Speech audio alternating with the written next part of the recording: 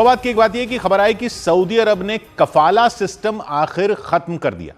तो जो लोग खाड़ी देशों के इस सिस्टम के बारे में जानते हैं वो तो समझ गए, लेकिन ज्यादातर पब्लिक इसके बारे में अब भी ज्यादा जानती नहीं है।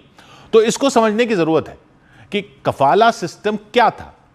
यह सिस्टम कहने को तो सिर्फ स्पॉन्सरशिप का था, लेकिन कई मामलों में यह बंधुआ मजदूरी जैसे हालात पैदा कर देता था।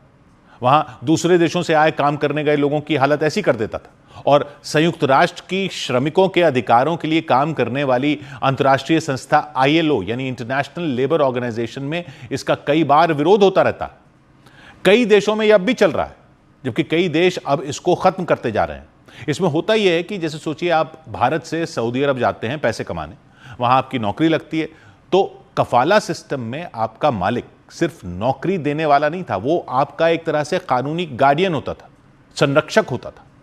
कफाला एक अरबी शब्द है जिसका मतलब एक तरह से स्पॉन्सर होता है, यानी प्रायोजक।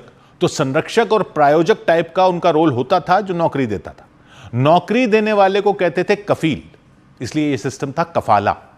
यह सिस्टम 1950 के दशक में शुरू हुआ, जब तेल की कमाई से वहां ढेर सारी नौकरियां बनी और सस्ते मजदूर चाहिए थे। भारत, बांग्लादेश, मिस्र जैसे देशों से कई लोग गए नौकरियां करने सऊदी अरब में।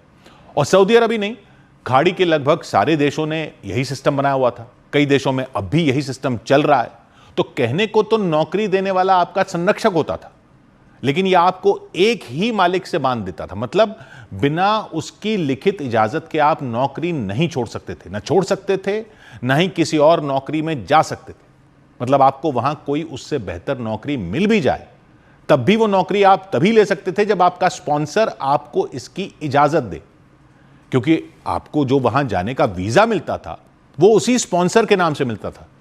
तो अगर वो चाहे तो आपका वीजा ही कैंसिल करवा सकता था, और वीजा कैंसिल होने का मतलब दूसरी नौकरी तो भूल ही जाओ, देश में रहना ही गैर कानूनी हो जाता था। और अगर स्पॉन्सर न चाहे तो आप अगर देश छोड़ना चाहो और वापस जाना चाहो भारत या अपने देश, तो सऊदी अरब छोड़ भी नहीं सकते थे, चाहे आपके परिवार में भारत में इमरजेंसी ही क्यों ना हो जाए, क्योंकि मालिक ही आपका एग्जिट वीजा भी कंट्रोल करता था। यानी वापस आने की इजाजत भी उसी के हाथ में थी। जी, एग्जिट वीजा भी रखा हुआ था। मतलब एक तो वीजा यह होता है जिसे आप किसी देश में जा सकते हो, वहां उन्होंने देश से बाहर निकलने का भी वीजा रखा हुआ था। एंट्री वीजा भी, एग्जिट वीजा भी। जाने के लिए भी वीजा चाहिए, वहां से निकलने के लिए भी वीजा चाहिए था।